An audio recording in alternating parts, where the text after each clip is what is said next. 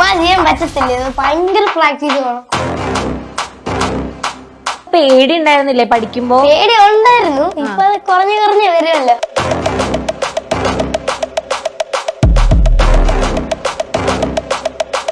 ഈ സംഭവങ്ങളൊക്കെ കണ്ട് ആദ്യം ഇക്കാണ് കൂടുതൽ പ്രാക്ടീസ് ചെയ്യുന്നത്. ഉമ്മ എന്നെ പോകുന്നു, അയ്യോ അയ്യോ പറഞ്ഞു. സിക്സ് പാക്ക് ഒന്ന് കാണിച്ചെന്നേ. പോകുമ്പോ എല്ലാരും കൂടി ഇരിങ്ങി ചോദിക്കും, ഇതെങ്ങനെയാ പഠിക്കുന്നത്, നിങ്ങളുടെ ഭയങ്കര ഇഷ്ടാ, അങ്ങനെയൊക്കെ പറയും. പിള്ളേർക്ക് എന്താ ഏറ്റവും കൂടുതൽ സന്തോഷം, പഠിക്കാനാണോ സൈക്ലിംഗ് ചെയ്യാനാണോ? രണ്ടും ഇഷ്ടാ.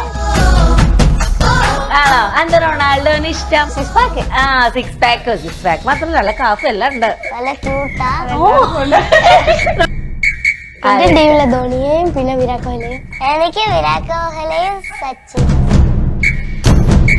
പിള്ളേരപ്പോ പഠിക്കുന്ന പ്രായത്തില് ഇതേപോലെ സൈക്കിൾ ഓടിക്കാൻ വിടുകയാണോ അങ്ങനെയൊക്കെ പറയുന്ന കുറെ പാരന്റ്സ് ആണ് നമ്മൾ കണ്ടിരിക്കുന്നത്. അപ്പൊ അതെങ്ങനെയാ നിങ്ങൾ ഇത്രയും സപ്പോർട്ട് ചെയ്യുന്ന പിള്ളേരെ? നമ്മളെ സപ്പോർട്ട് ചെയ്യുന്ന പോലെ തന്നെ വിമർശിക്കുന്നവരും കൂടുതലാണ്. പക്ഷെ അവര് ഞങ്ങൾക്കും ഇതേപോലെ ചെയ്യാൻ ഭയങ്കര ആഗ്രഹം, വീട്ടില് സമ്മതിക്കില്ല എന്ന് എന്നെ പറഞ്ഞിട്ടുണ്ട്.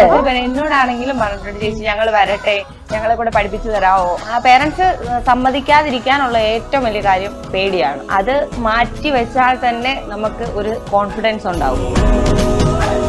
പേരൻസ് കൊടുക്കുന്ന പോലത്തെ ഒരു മോട്ടിവേഷനും ഒരു സപ്പോർട്ടും വേറെ ആര് കൊടുത്താലും നമുക്ക് കുട്ടികൾക്ക് അത് അത്രയും അങ്ങോട്ട് കിട്ടത്തില്ല. നമ്മൾ കൊടുത്താൽ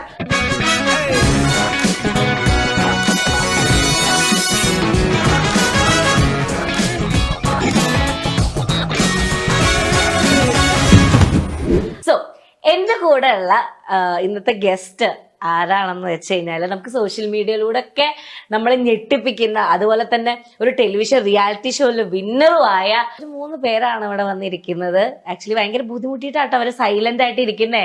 ഹായ്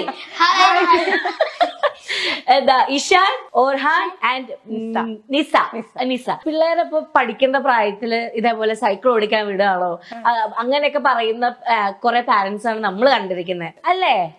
ആന്ന്. മനസ്സിലായിട്ടില്ല.